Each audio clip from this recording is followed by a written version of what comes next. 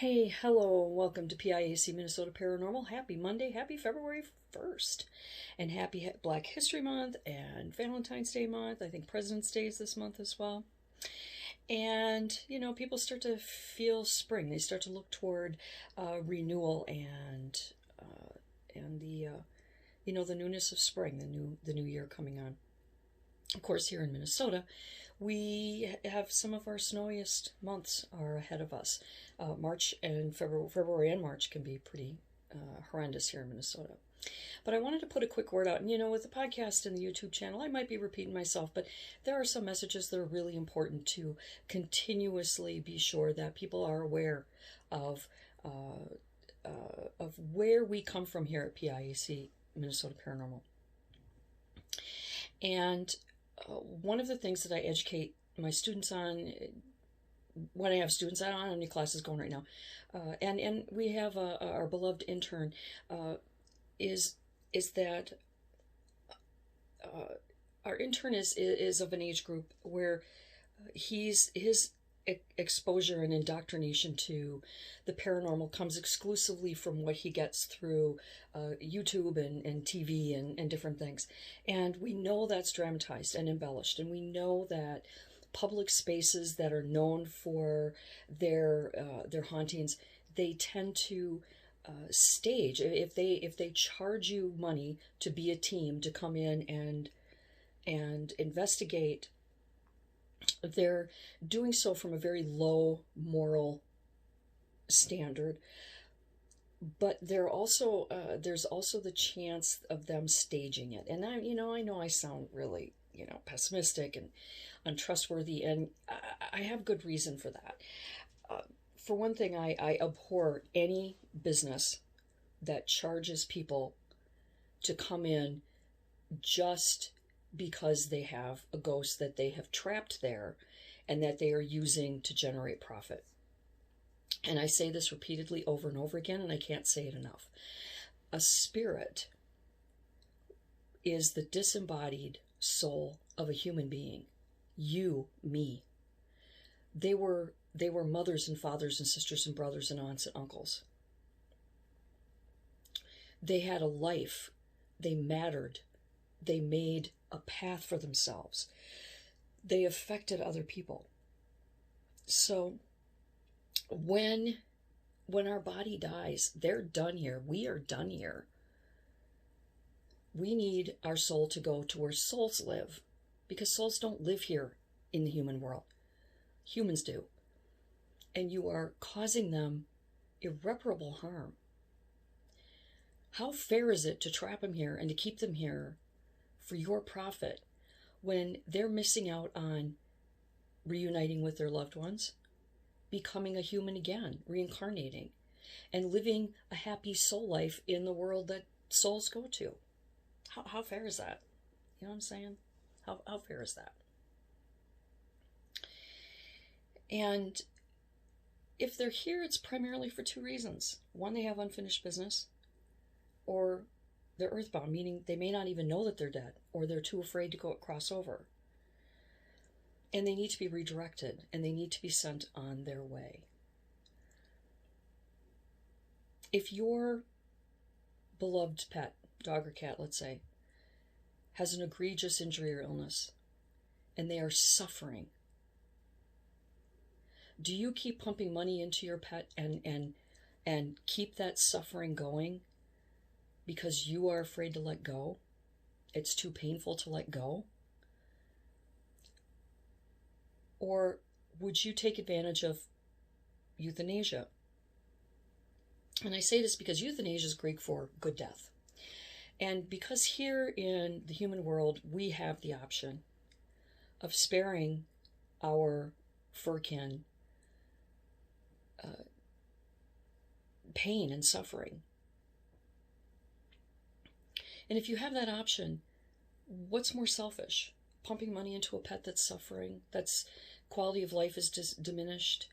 Or do you take that step, be the better person, be brave, and send them on their way across the bridge so that they can live a soul life and come back in a new body, in a new form for you, to be with you because they're familiar and they will always be with you in some form or another. And it's the same thing with humans. When those humans die, it's really selfish to want them to stay here. And our goal at PIAC, Minnesota Paranormal, is to uphold the highest level of reverence and respect and dignity for the dead, and to help them cross over to the other side. And we're not real popular with businesses because they don't like that. They don't want you around if you want to remove their meal ticket. And unfortunately, that's kind of where the fake reality TV shows about ghost busting do. They pay fees, to go into businesses or, haunted homes or whatever, so that they can get attention on the national stage in the media world. And although we record and we will record, we're going to do a bit of an investigation this coming weekend. We're going to go to a city here in Minnesota, and we'll talk about that more this weekend when we go. But I wanted to get ahead of this a little bit and help our intern and help those that are interns and those that are interested in paranormal to know that the reality of paranormal work is, if you want the real genuine experience, you want to go in incognito. You don't want to go in like the circus is coming to town. You don't want to you shouldn't have to pay those fees. And if you want the real genuine experience, because if someone's charging you $300 a night, on the off chance that you're going to get scared, they're going to do something. They're going to set you up in some way to scare you, so that you will run around and tell everybody how scary it was, and everybody will want to be there, and they're going to make even more money, and it's good for their reputation. They're not going to let you have a real genuine experience. I highly, highly doubt there are many places that would do that. So it's extremely important that you understand where we come from, because if you subscribe to our channel and you're interested in our work and our educational abilities and the things that we can offer the paranormal world, you need to know where we come from. And we come from a very high moral compass, because I know from losing my loved ones that if some asshole wanted to charge people money to go into my mom's old home because she was, there was something there, I would be really pissed. And my mom's not there anyway. Most of the so-called haunting experiences, that people have in public places like the Borden House, or there's a lot of them here in Minnesota. There's places in Stillwater, Minnesota, and I think a place called the Palmer Hotel, and different place. There's a lot of different places around. That's psychic residue. It's not necessarily the actual spirits that are there, and they are there. I mean, there are genuine hauntings, but most often it's psychic residue, and so it's just going to be repetitive loops of information. It's like a loop in a video, where it just keeps playing the same thing. And they'll play it up and they'll exaggerate and embellish it to make your, that you want to get more bang for your buck, so to speak. And I don't want any human interference when I go into a haunting investigation. I want to know nothing about it. I want to know that my experience is genuine and pure. And not every investigation yields extraordinary experiences. Sometimes you don't get shit, and sometimes you get a lot of crazy stuff that you can't explain. Here in our own home, if you review some of our videos, you'll see that we've had a lot of orb activity, and I've kind of wondered what this orb activity is. Is this are we a runway? Are we a doorway so the spirits can go in and out? But I've noticed that when crisis is on the horizon for us, that the orb activity increases. And I keep hundreds and hundreds and hundreds of video clips of orb activity, and I rotate the cameras through the house, and I get the same activity. And we have, light blocking curtains, and we remove anything that's reflective and glittery, and we do we have videos of what it means when the snow plows go by or humans are in the room, or we have comparisons so that we know that it's genuine orb activity. And I've often wondered what our house is here. Is it a runway? Is it a pathway? Is it is it the airstream that's taking the orbs, or do we really have that many orbs around us?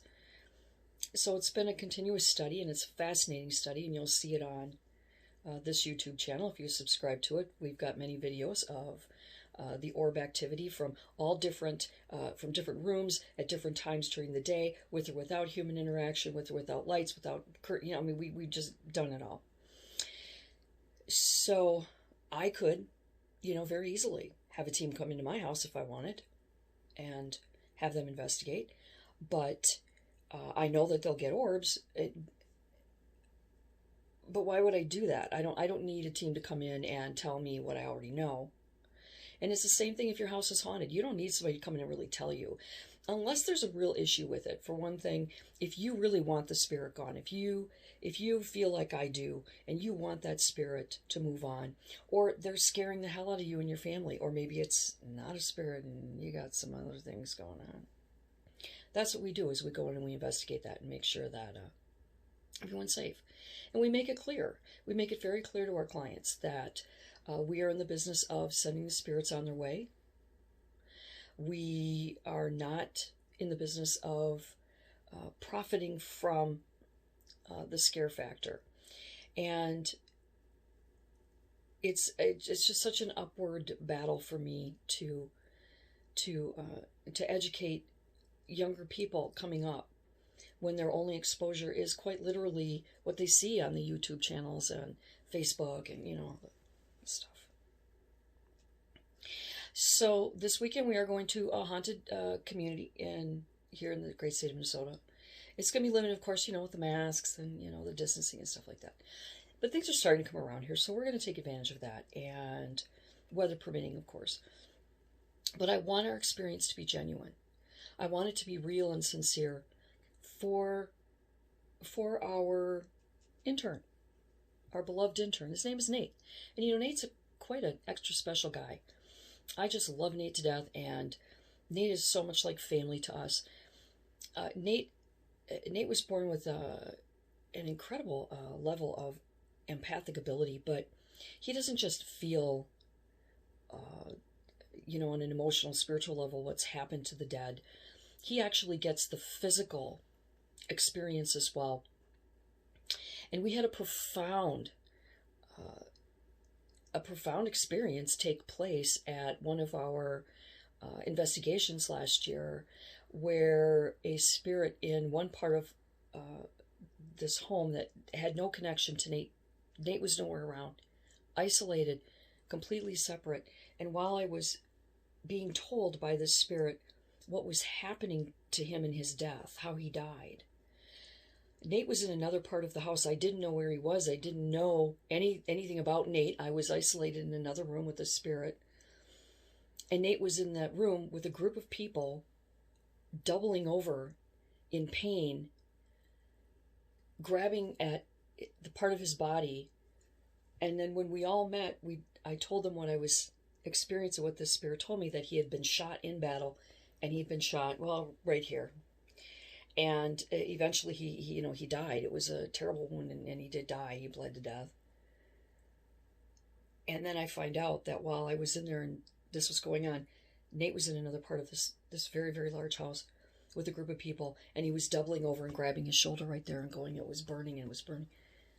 And that's when we realized that he has an extraordinary level of empathic ability. And so to best develop that ability and let him have really super cool, genuine experience, he is going to need to go into these places cold, because I don't want them to fake shit for him. I want this to be real and genuine.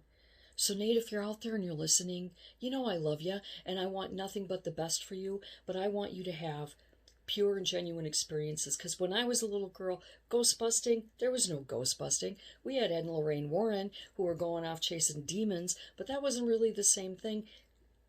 You know, they had a very specific thing that they were doing. And you know, I want you to have that real experience like I had. And you've had a lot of real experiences so far. I know you have.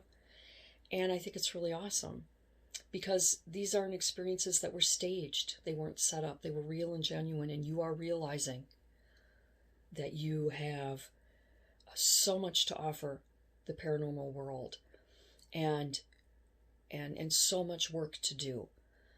But keep it genuine and keep it lovingly for the dead. And I know that until you've actually experienced what it's like to lose a loved one, it's hard to connect a need to protect them and to help them and to guide them onto the other side. And someday, sadly, you'll have to experience that. You know, you have parents and grandparents and siblings and stuff. But I just want your experiences to be real and genuine. I don't want them to be fake and staged. And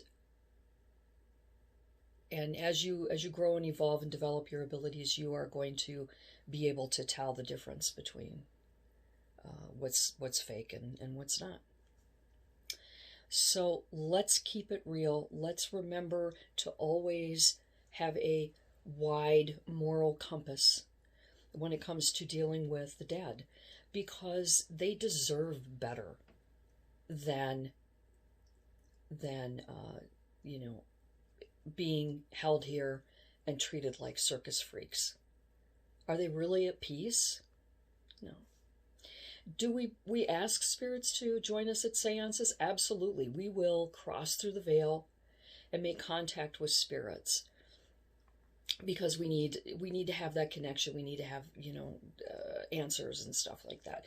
But we don't hold them here.